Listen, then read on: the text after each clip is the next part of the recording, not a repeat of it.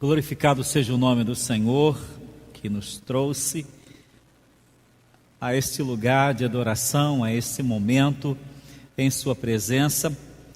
Bendito seja o nome do Senhor por essas belas canções que inspiram o nosso coração a amar e a servir a Deus. Eu queria nesta noite, meu querido irmão, compartilhar com você um texto da palavra de Deus no Evangelho de Mateus, capítulo 14, versos 22 a 33. Se você tem uma Bíblia aí na sua casa, você pode abrir nessa passagem dos Evangelhos, ou do Evangelho de Mateus, capítulo 14, versos 22 a 33. O texto sagrado assim nos diz: Logo em seguida, Jesus insistiu com seus discípulos que voltassem ao barco e atravessassem até o outro lado do mar. Enquanto ele despedia as multidões, depois de mandá-las para casa, Jesus subiu sozinho ao monte a fim de orar. Quando anoiteceu, ele ainda estava ali sozinho. Enquanto isso, os discípulos, distantes da terra, lutavam contra as ondas, pois um vento forte havia se levantado.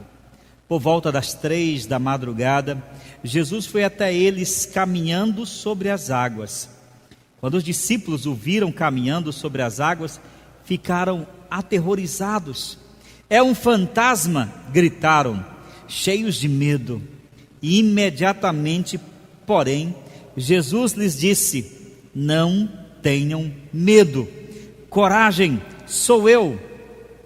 Então Pedro gritou dizendo: Se é realmente o Senhor, ordene que eu vá caminhando sobre as águas até onde o Senhor está. Venha, respondeu Jesus. Então Pedro desceu do barco e caminhou sobre as águas em direção a Jesus. Mas quando reparou no vento forte e nas ondas, ficou aterrorizado. Começou a afundar e gritou: Senhor, salva-me! No mesmo instante, Jesus estendeu a mão e o segurou. Como é pequena a sua fé, disse ele. Por que você duvidou? Quando entraram no barco, o vento parou. Então os discípulos o adoraram e exclamaram: De fato, o Senhor é o Filho de Deus. Louvado seja Deus.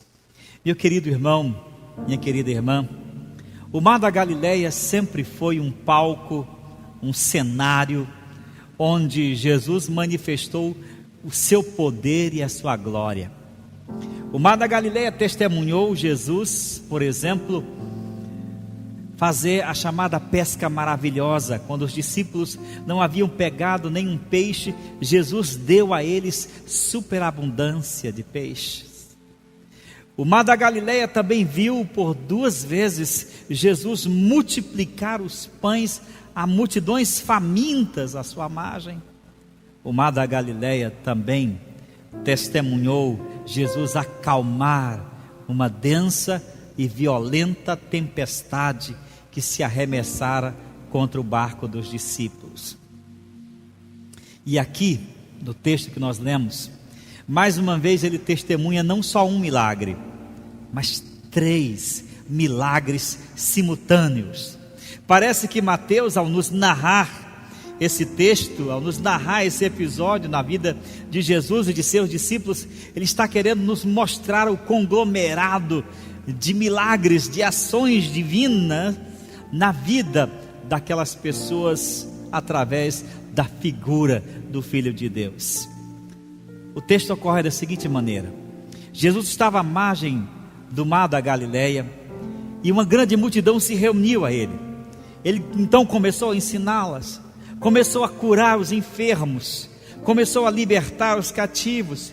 E era um final de tarde, ele passou muito tempo com aquela multidão, amando-a, porque a Bíblia diz que ele olhava para aquelas pessoas e as via como ovelhas que não têm pastor. E condoído de compaixão, de misericórdia, Jesus dá a atenção que aquela multidão precisava. Mas já era final de tarde. Jesus então reparte o pão e cerca de quase 10.000 pessoas comem o pão. Quando a multidão se achou saciada, vendo tanta coisa extraordinária da parte daquele homem, o Evangelho de Mateus não diz, mas é o Evangelho de João que registra lá no capítulo 6, que a multidão ficou empolgada e quis levar Jesus, e quis fazer de Jesus o seu rei, o seu Messias, o seu libertador. E os discípulos parecem ter sido seduzidos pela multidão. E quando Jesus percebeu as intenções tanto da multidão quanto dos discípulos, ele rapidamente ordenou que os discípulos entrassem no barco e fossem para o outro lado em direção à cidade de Cafarnaum, enquanto ele despedia as multidões. Os discípulos então tomaram aquela pequena embarcação e começaram a navegar em direção ao outro lado para chegar à cidade de Cafarnaum. Mas Jesus, depois de despedir as multidões, subiu ao monte e lá ficou orando, mais ou menos das 7 da noite até a madrugada, sozinho diante da face de Deus, clamando por aquelas multidões, clamando por seus discípulos, clamando pelo mundo. O barco que deslizava há pouco pela superfície das águas em direção a Cafarnaum, de repente se defrontou com uma grande tempestade. A viagem duraria pouco mais de 1 hora e meia, mas o fato é que aquela tempestade com ventos violentos se arremessaram contra o barco, fazendo-os andar em círculos. O vento era contrário, os discípulos remavam, já estavam exaustos de remar. Isso já foi passando às 7, às 8, 9, 10 horas da noite, meia-noite, 1 da manhã, 3 da manhã, quando estavam exauridos, esgotados de tanto lutar contra aquela tormenta. De repente, naquela noite escura, eles viram um vulto andando por sobre as águas. O vulto se aproximava à distância deles, e eles, quando fitaram aquele vulto ainda difuso, eles gritaram de tanto pavor e disseram: é um fantasma. É interessante que 12 homens ali dentro ficaram apavorados de medo, achando tratar-se de um fantasma. Aí Jesus os acode dizendo: não tenham medo, sou eu, Jesus. E o apóstolo Pedro, como aquele apóstolo mais espontâneo, mais dinâmico, mais colérico, disse assim: se é o Senhor, então me permita que eu vá até onde o Senhor está andando sobre as águas. Que coisa extraordinária! Ele queria também conhecer, experimentar o que é andar sobre as águas. Ele era um pescador, nadara muitas vezes, andara muitas vezes sobre o barco, mas caminhar por sobre as águas, aquilo era extraordinário demais. E ele pede: se é o Senhor, então me permita que eu vá. E Jesus então disse: pois venha. Eu posso imaginar aquela cena meio patética do apóstolo Pedro tentando sair do barco, e quando ele coloca o primeiro pé nas águas e sente alguma firmeza, ele então sai do barco, põe o outro pé nas águas e sente a firmeza, sente a força da gravidade e começa a andar em direção daquele vulto difuso que ainda estava a alguns metros de sua distância. E ele começa a andar olhando firmemente para aquela imagem turva que ele acreditava ser Jesus.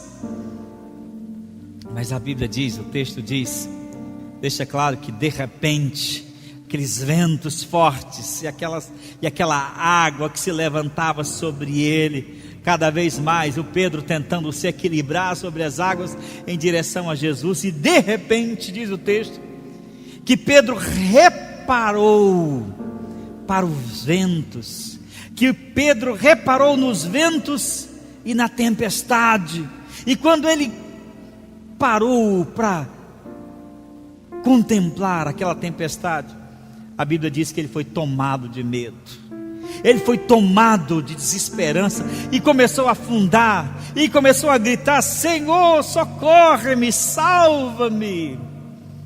Jesus vem então rapidamente até onde ele está. o pega pela mão e o põe de pé outra vez sobre as águas e disse: por que duvidastes? Por que você duvidou? Que fé pequena é essa que você tem? E então o conduziu a salvo até o barco, e quando Jesus chegou naquele barco, a tempestade, a tormenta desapareceu. Note, é interessante notarmos que o texto diz que Mateus sublinha que quando Pedro reparou no vento forte e nas ondas, ele ficou aterrorizado e começou a afundar. Ele já tinha dado longas passadas em direção a Jesus. Ele já tinha sentido o gosto de enfrentar a lei da gravidade. Estava tão próximo de seu mestre, mas se deteve em contemplar a tempestade. E é interessante que o verbo grego utilizado pelo apóstolo, por Mateus aqui, é o verbo grego blepo, uma palavra primitiva que significa enxergar e contemplar, mas que também tem outro significado. Significa voltar os pensamentos, dirigir a mente para uma coisa. Na verdade, o que Mateus está nos dizendo aqui é que Pedro, enquanto ele fitava os olhos em Jesus, ele avançava, mas quando parou para considerar a tormenta e voltou os seus olhos e os seus pensamentos para o perigo que estava ao seu redor, ele começou a afundar. É fato, meus queridos irmãos e meus amados amigos, que todos nós enfrentamos adversidades na vida. Que ser cristão, que crer em Deus, que amar a Deus, não significa que seremos blindados dos problemas, das adversidades. Não, muitas vezes Deus usa as tormentas, as adversidades da vida como um instrumento didático para nos preparar, para tonificar a nossa fé, para fortalecer a nossa esperança, para nos tornar capazes de grandes empreitadas e de conhecê-lo melhor. Às vezes Deus permite adversidades para tratar conosco. Mas então por que é que Pedro afundou? Pedro afundou porque o que ele fez foi exatamente o que muitos de nós faz, que muitos de nós costumamos fazer. Quando enfrentamos as nossas adversidades, ao invés de nos mantermos fitados, com os olhos mirados em Jesus, nós paramos para contemplar as nossas dificuldades, nós paramos para hipervalorizar os nossos problemas, nós deixamos de olhar para o amor de Deus e para Jesus, e começamos a maximizar as nossas dores, as nossas dificuldades, e aí, consequentemente, vamos afundar.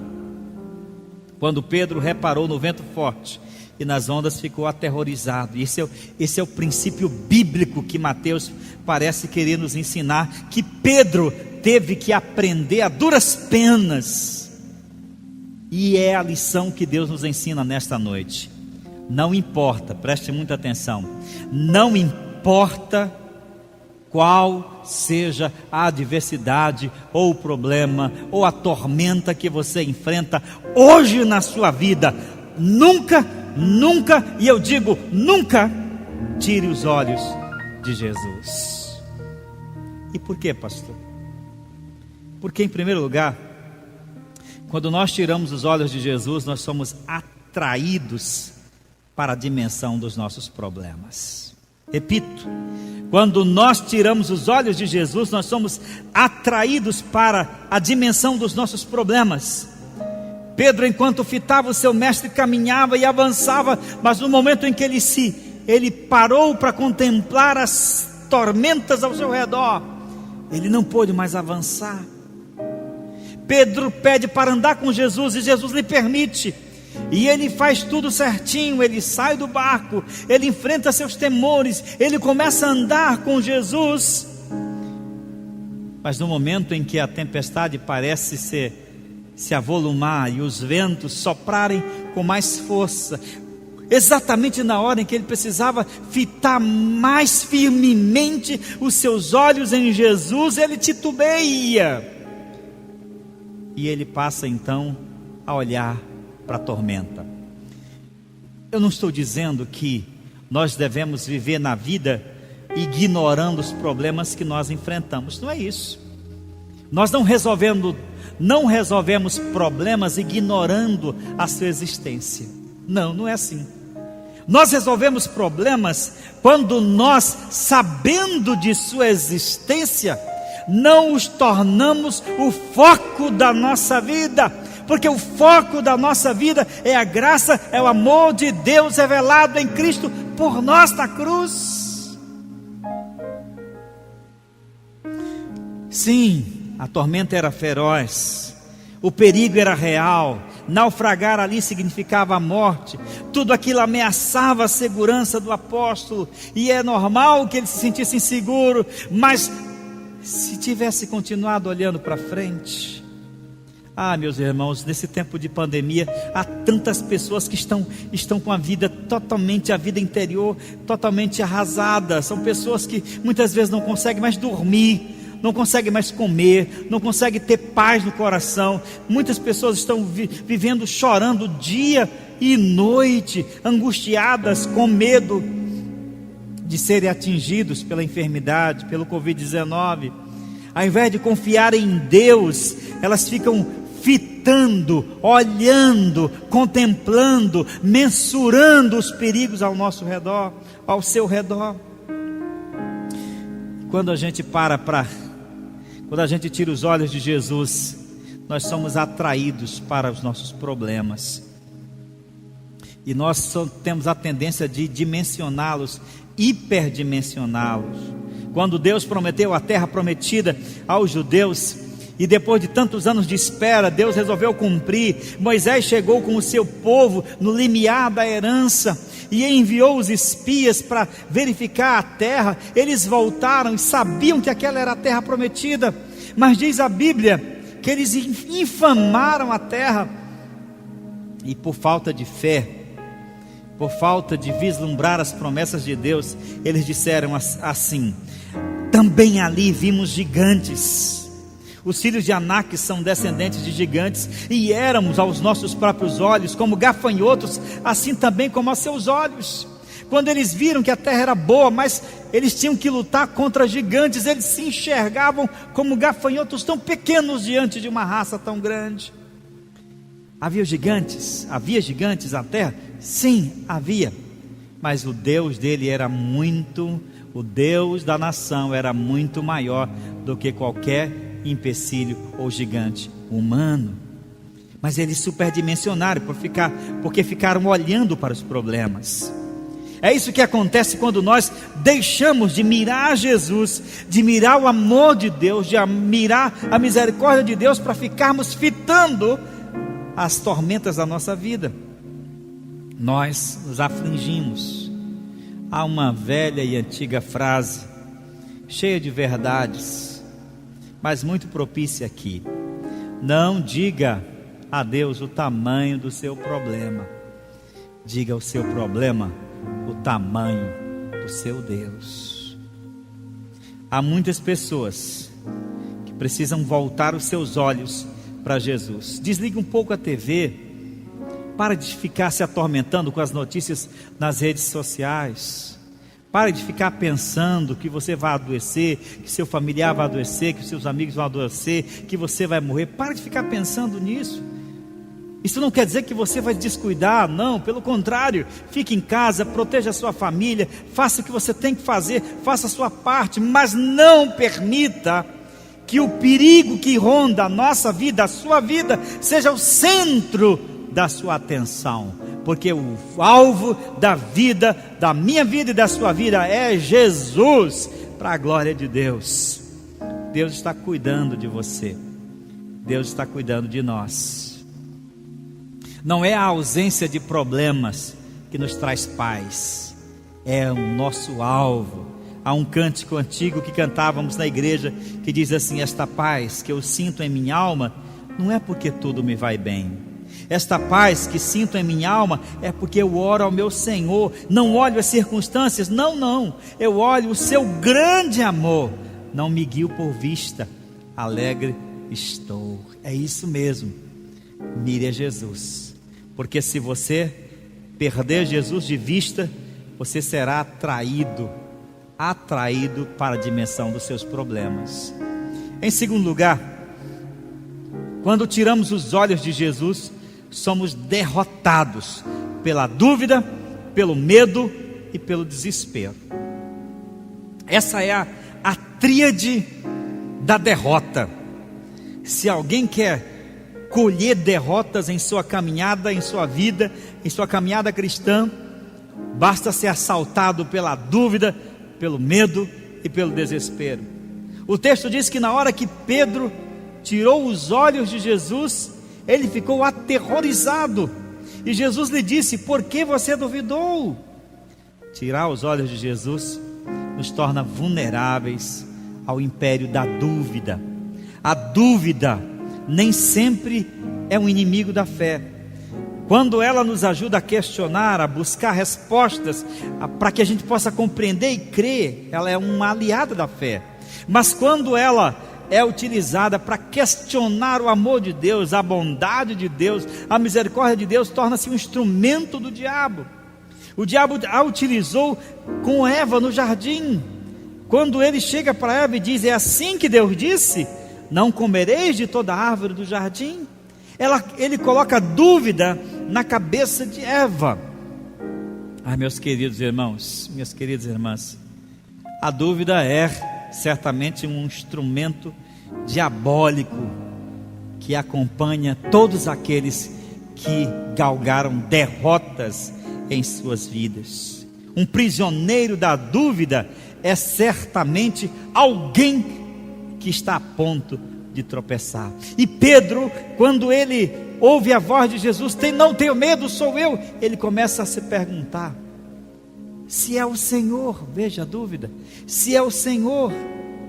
E ele começa a andar, e eu acredito que à medida que ele caminhava em direção àquela imagem ainda difusa à sua frente, ele começa a perguntar: será mesmo Jesus?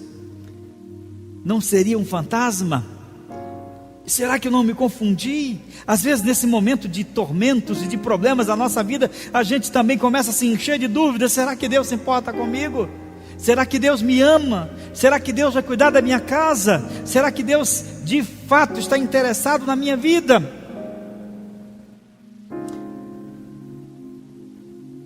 Além da dúvida, Pedro se enche de medo, porque só a confiança, só a fé gera confiança e estabilidade para o nosso coração. A dúvida é a mãe de todo sentimento de medo. Ele é tomado pelo medo, foi surpreendido pelo medo e começou a naufragar. O medo é na verdade um instinto natural do ser humano que Deus colocou no seu coração para proteger. É através do medo, é por meio do medo que nós não fazemos tantas coisas absurdas, com medo de nos machucarmos e nos ferirmos. Mas o medo muitas vezes pode ser utilizado para nos cegar. Ele é maléfico quando ele nos cega, nos imobiliza, nos atrofia, nos adoece. E nesse aspecto ele se torna um instrumento do maligno contra a nossa vida. Temos que vencê-lo, senão ele nos leva ao desespero. É possível vencer o medo? Você que está agora com muito medo de adoecer, é possível vencer o medo? Claro. A vitória não é alcançada ignorando os problemas, a existência da pandemia. A vitória é alcançada quando nós buscamos no amor e na bondade de Deus a segurança para a nossa vida, porque a Bíblia diz que no amor não há medo, o amor lança fora todo medo. E Pedro estava com muito medo, naufragou, e com medo veio o desespero. A tradução da NVT não traduz por medo, traduz por aterrorizado. Pedro ficou aterrorizado, embora fosse um homem experiente, um hábil nadador, ele era um pescador capaz, mas sabia que cair no meio do mar naquela tempestade seria a sua sentença de morte.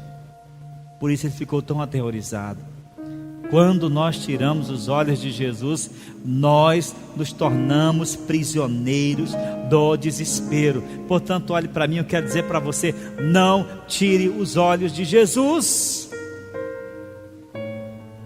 Não tire os olhos do amor de Deus. Quando tiramos os olhos de Jesus e voltamos nossos pensamentos, a nossa mente, o nosso coração aos problemas, às tormentas da vida, nós somos presas fáceis dessa tríade da derrota: a dúvida, o medo e o desespero. Em último lugar, nunca tire os olhos de Jesus, porque quando nós tiramos os olhos de Jesus, não conseguimos experimentar os milagres que Ele tem para a nossa vida. E eu acho que dentre todas essas razões, essa é a mais triste e a mais forte. Pedro queria tanto andar sobre as águas. Ele de fato andou por alguns metros, desafiou a lei da gravidade, experimentou o gostinho do sobrenatural, mas não pôde prosseguir. Ele fez tudo certo, mas a primeiro sinal de adversidade ele parou para contemplar as tormentas. O milagre não dura quando você deixa de olhar para Jesus. Pedro começou a duvidar, teve medo, passou a naufragar, e agora, de um homem vivendo na dimensão do sobrenatural, do impossível, era agora um derrotado, naufragando, morrendo afogado.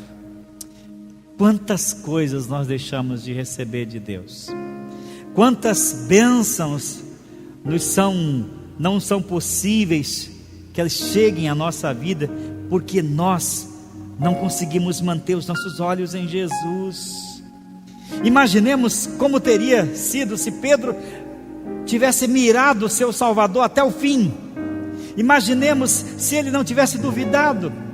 Ele teria caminhado até Jesus, eu posso imaginar, e quando chegou ao encontro de Jesus, Jesus o abraçaria e diria: que bom, meu filho, e o traria de volta.